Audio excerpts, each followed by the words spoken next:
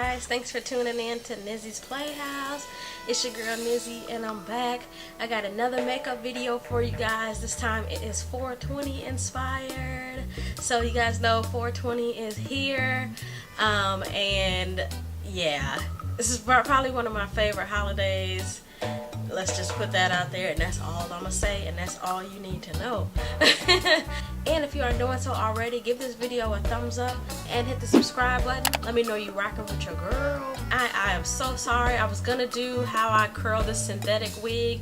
You guys know I did review this. You guys know I did review this unit a while back, and it was bone straight, and I did put some curls in it. So I had filmed the tutorial and everything, and like, I don't know what happened, but all my footage died and all my footage is just gone. So yeah, I'm probably gonna redo it, and I'll do it a little bit further down the road, so please don't be mad at me. But yeah, I'll have that up for you guys. But in the meantime, if you do like this green color, this is a synthetic wig that I received from Lucy Hair Wigs. It's an Amazon company.